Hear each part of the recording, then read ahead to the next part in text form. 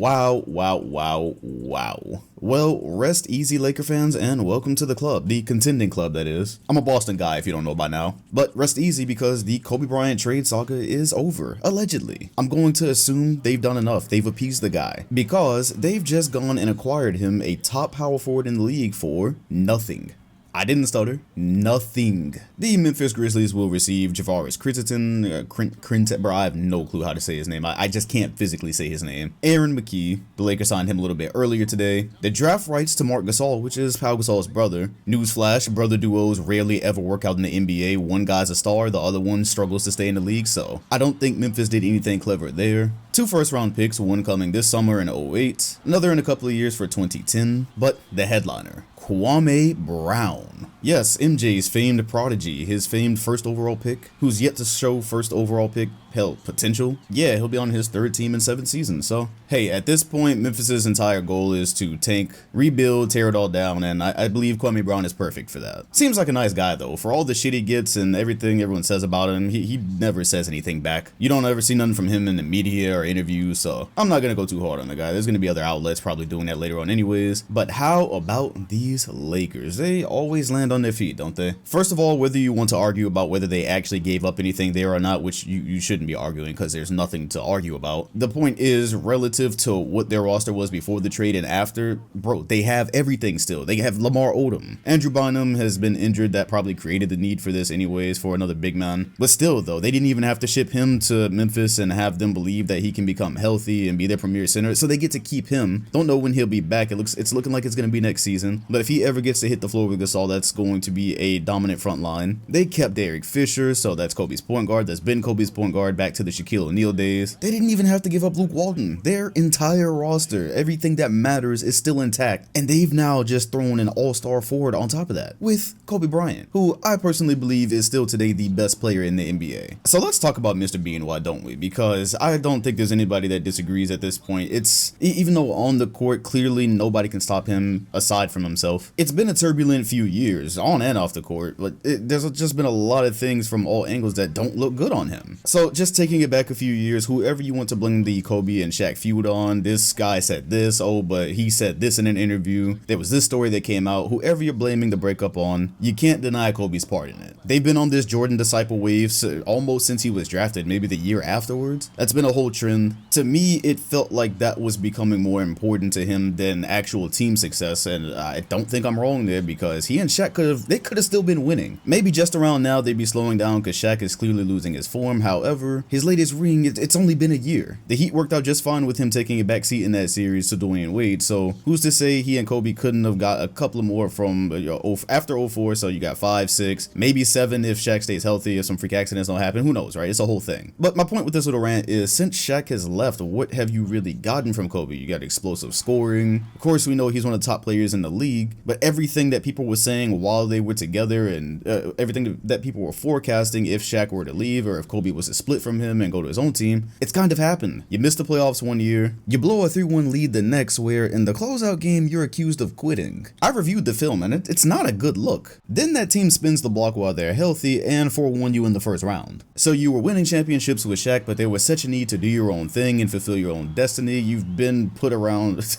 Smush Parker, Brian Cook, Chris Mim, Kwame Brown. I don't think Kobe's ever gonna admit that he's made a mistake or he regrets something, but I know for a damn fact he regrets these last couple of years. Anyways, the era for his legacy to begin being on the line starts now, because he wanted to be his own man. He's been his own man for the last 3 years. They've been losing. He requested a trade. There were some reasons. There was people in the organization he wasn't happy with, but I think it mostly had to do with the fact that the Lakers weren't getting him help. And so we have all these trade scenarios. The video that surfaced last year of him telling the fans that they need to get Bulls jerseys. He was practically in Chicago until they blew up that deal because he realized he was going to be playing with scrubs there as well. So there's just been a whole lot of drama and shit, even when they were winning to start the 2000s. The players from those 3-peat teams do not hold him in high regard as a teammate. Phil Jackson, I don't know how he's still coaching him after the book he wrote and some of the things he said in there, but it just goes to what I'm saying here. Now you've got everything that you asked for. No Shaq, but still a contending team that you can lead, because Gasol is never going to be the best player on this team ever. Sure, you're getting a guy who's basically averaging a 20-point double-double with 2 blocks, but he's never come close to winning anything so far. Who does in Memphis? He's got a single All-Star appearance from 2 seasons ago. Long story short, this is Kobe Bryant's team. He wanted his own team. He got his own team. Now he's got to lead that team probably to more than one championship. All right, he won 3 with Shaq. Shaq won the Finals MVP all 3 times. Kobe's role increased on all those teams. However, it was still pretty clearly, from a basketball standpoint, it was like, yeah, you might do the 1A and 1B thing, but Shaq was the guy, most dominant ever while he was playing. Anything less than consistent Finals appearances, and I'm going to say a couple of championships right here, is not going to look good given what's happened so far. Okay, enough with narratives. What actually happens on the basketball court now that the Lakers have a 1-2 punch once again? Well, first off, it goes without saying, Pau Gasol is not Shaq. He is not the big man that LA just throws the ball down to and it completely fucks the opponent's night up. It's going to make it a lot more difficult, especially with Kobe on the floor, but it's not just going to completely bend the defense. For those of you that don't know anything about Pau because you don't watch Grizzlies games, and I don't blame you, like, aside from highlights, you've probably seen some highlights of him, but you're not sitting down breaking down Grizzlies footage. You're getting a big man that is part of this, I don't know if you call it wave, but just trend where big men are becoming more skilled outside of the paint. So he's got a very nice shooting touch. He's going to be able to stretch the floor up until around the mid-range. You're not going to Gasol for threes, but mid-range, good facilitator. He's got a very high IQ in passing for a big. So if he does create situations where the teams need to double, he's going to be able to hit the open guy, hit cutters. It's just going to make the offense flow more smoothly.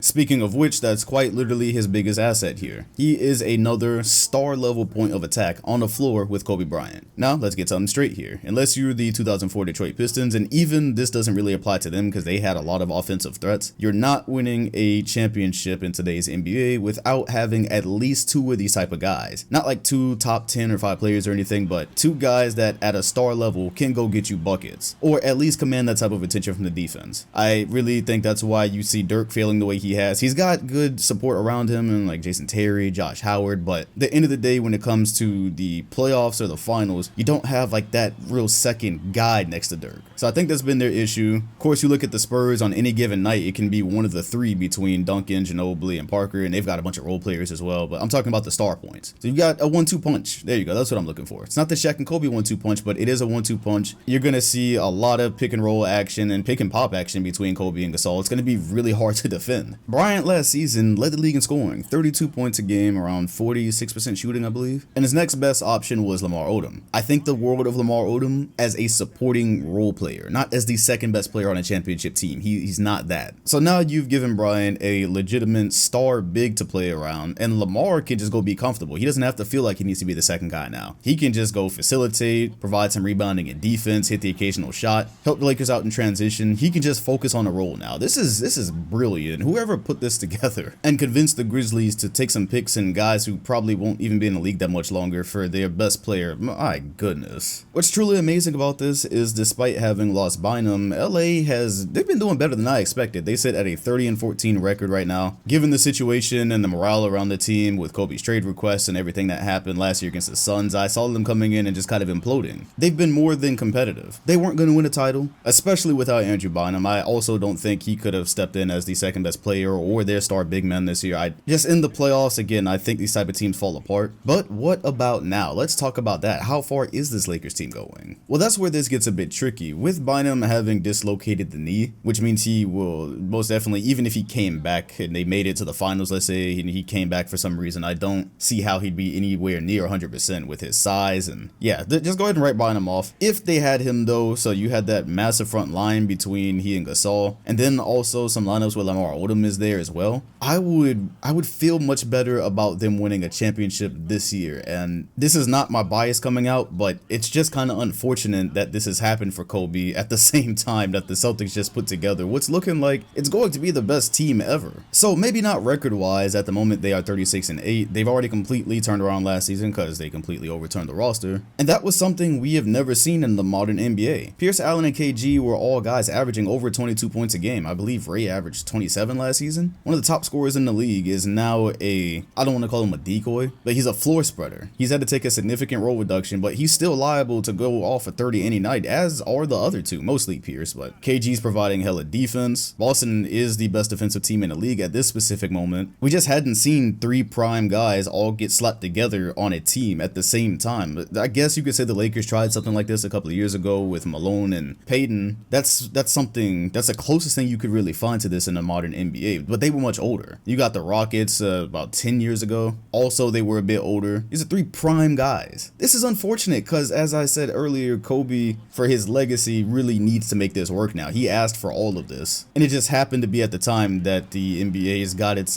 I'm going to call it a super team. And that's before you even get out of the West, because this is not a move that just assures them the Western Conference. It's always a dogfight there. But you've got quite a bit to worry about, starting with the defending champion, San Antonio Spurs. They haven't gone anywhere. They're right now just as good, if not better. They'll be making a deep run again, as they have been for since I've been in elementary at this point. So I don't know who would win that series, but after them, everything else is a clearly, I don't know if I'd say clearly winnable series, but a very winnable series for them. I can see them taking the Nuggets. I'm just not that high on Carmelo Anthony and AI. It seems a little bit redundant to me to have two guys that can go get you 30 to 40 at any given time. I think they need a little bit more on the roster to actually make them a championship team. So I think this trade has pretty much cleared them of Denver. The Rockets, however, look, man, their question is just health. At this point, are we going to be able to see T-Mac and Yao reach their full potential? It's a shame that it's been this way for the last couple of years from McGrady. He's just always dealing with some type of knick-knack injury that's clearly slowing him down. Of course, T-Mac is my guy. That's my favorite player. That's who got me into basketball, but just objectively watching, I see a guy who is like half a step slower than he was in Orlando. He sustained some injuries this year. The Rockets are barely over 500.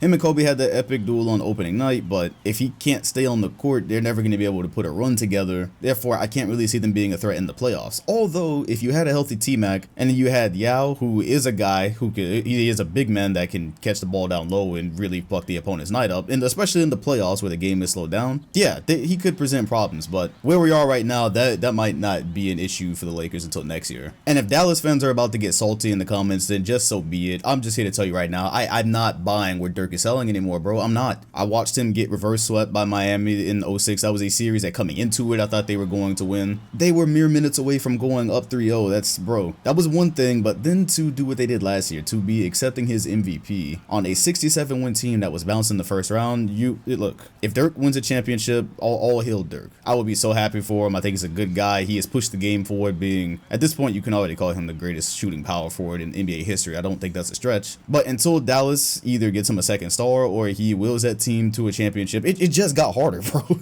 It just got harder. Kobe Bryant has an all-star with him now. He couldn't win before that. Now Kobe has an all-star. It's not looking good for Dallas, man. It's just not. I'd be lying if I said otherwise. So there, I've covered the reigning MVP. Look, I mentioned Denver first, but again, I think LA is very clear of them. I think they're very clear of Utah. Boozer and Williams are awesome, but I now consider that the Walmart version of Kobe and Gasol. Hell, maybe not even Walmart. That's a team that's going to win a lot of regular season games, but always run up against an obstacle. Either the Spurs or the Lakers at this point. Hell, everybody's about to just run into the Spurs or Lakers now, including New Orleans. Chris Paul already, what is this for him? This is just year 3, right? He's got them going, but he also has the second star problem. He has a good collection of talent around him. He's got shooting, he's got low post presence, but he just does not have that real second punch. Like really, really real. I'm not talking about Pedro Stojakovic hitting threes or David West being a, above decent power forward or a really good power forward. I need a real second punch if I'm looking at you as a title contender, and especially in this Western Conference. Then maybe you'd be looking for me to talk about the Suns, who beat Kobe last year. But hey, you want to know something about Phoenix? They have a damn near identical record to LA right now, and that's before the Pau Gasol trade. So Nash, Stoudemire, and whoever else versus Kobe and Gasol. Just like a lot of teams now, I think the Suns have missed their best chance over the last couple of years, getting ever so close but not being able to get over the mountain. And B, I think they need a trade if you're going to convince me that they're better than the Lakers are right now. Should they meet in the playoffs this year, it's not going to be, just surround Kobe and make his teammates make shots or get him into a frustrating position where he stops shooting. There is none of that anymore. Second all-star. Sound like a broken record. If I'm the Suns management right now, everything outside of Nash and Stoudemire is expendable. This hasn't worked. Bring in a piece. I don't know what it is, but bring in a piece. Otherwise, long story short, I think the Western Conference is between the Lakers and the Spurs right now. Might be premature because Gasol just got there. Are him and Kobe even going to get along? All that good stuff. I don't know. Gasol's got he's got kind of a reputation for being quote unquote soft, but Kobe wants to win right now. I think he's maturing a little bit. I don't get the sense that that's going to be an issue like it was with Shaq. Gasol doesn't strike me as a guy that needs the spotlight. You had two guys that needed the spotlight with Kobe and Shaq. Now you only got one. But hey, if they can get back to their dominance of San Antonio now that they're contending again, look what we've got. More than likely, I'm going to say at that point, we got a 99% chance of the Celtics and Lakers rivalry being reborn. It's been dead for a long time now. The Celtics have been dead up until now.